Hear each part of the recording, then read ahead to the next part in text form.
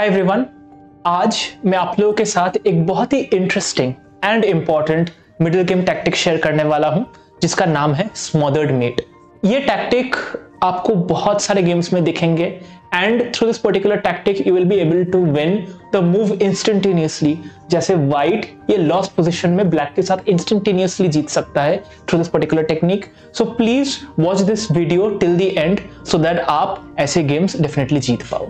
तो सबसे पहले हम ये पोजीशन को देखते हैं, राइट, कि what are the key highlights in this particular position for white and black. तो ये पर्टिकुलर पोजीशन पे व्हाइट टू मूव है अभी। तो मेरे को एक चीज तो डेफिनेटली दिख रहा है कि व्हाइट का पोजीशन अच्छा तो नहीं है उतना in terms of material, right. Black के पास दो रुक है, एक नाइट है, अलॉन्ग विद दैट क्वीन है एक, राइट। व्हाइट के पास रुक है, बिशप है और नाइट है। व्हाइट टू मूव है, हमें ये बताना है कि ये पोजीशन में आप अगर व्हाइट होते तो बेस्ट मूव क्या होता आपके लिए, right. This is our objective. तो ये तो डेफिनेटली समझ में आ रहा है कि अगर मैं रुक को इधर मूव करूं या फिर कोई वेटिंग मूव खेलूं तो फिर that is not going to cut the deal, because इसमें ब्लैक के पास पॉन्स भी एडिशनल है, 5 पॉन्स है, मेरे पास 3 पॉन्स है एज व्हाइट, मेरे पास पीस भी कम है, right. Like in terms of material भी मैं पीछे हूं कंपेयर टू ब्लैक, बिकॉज आपको पता है कि रुक के पॉइंट्स 5 होते हैं। एक रुक और ब्लैक के एक रुक के कंपैरिजन में व्हाइट के पास एक बिशप है, राइट। तो बिशप के पॉइंट्स 3 होते हैं एंड रुक के पॉइंट्स 5 होते हैं, राइट। तो in terms of material definitely white is lagging in this particular position, right? but कुछ इंटरेस्टिंग चीजें हैं।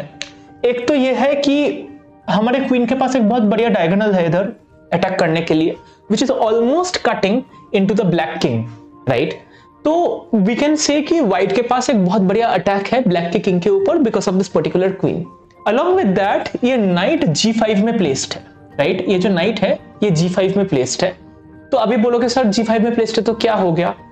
That is exactly the concept of smothered mate, जहां पे ये एक सेटअप होता है, एक डायगोनल होते हैं मोस्टली क्वीन के पास और नाइट के पास g5 में स्क्वायर में एक आउटपोस्ट काइंड ऑफ होता है, राइट।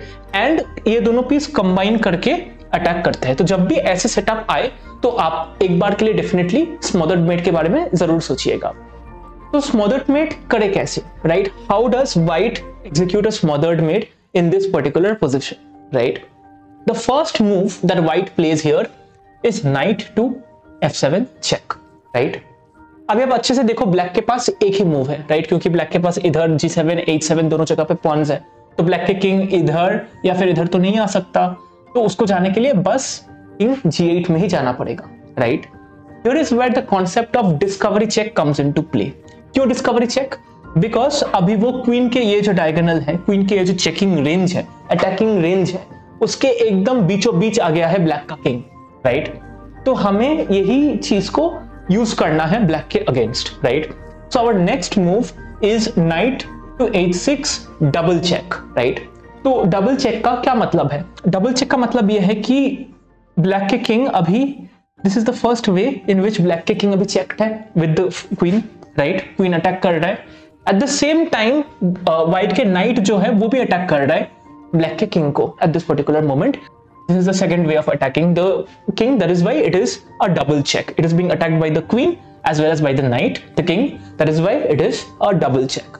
डबल चेक का खासियत क्या होता है? ऐसे सिचुएशन में आप और कोई पीस यूज करके ये चेक को डिफेंड नहीं कर सकते, राइट। फॉर एग्जाम्पल अगर आप क्वीन अभी इधर मूव करके ये वाला चेक को, क्वीन के चेक को आप काउंटर करने का कोशिश करते, तब भी ये नाइट के जो चेक है वो आप ब्लॉक नहीं कर पाओगे, right. So this is going to result in an illegal move. The only way to counter a double check is if you move the king, right. तो अभी ब्लैक के पास दो मूव्स है किंग का, या तो किंग वो f8 में लेके आए या फिर किंग वो h8 में लेके आए। पहले हम देखते हैं कि अगर f8 में लेके आए तो क्या होगा, राइट। अगर किंग f8 में लेके आएगा तो we have queen to f7 and this is a checkmate, right. तो obviously black king to f8 move नहीं करना चाहिए in this particular situation. Black move करना चाहिए किंग टू h8, राइट। वो छुप जाएगा सो दैट और चेक्स अवेलेबल ना हो, right. And this is where the beauty of smothered mate comes into play.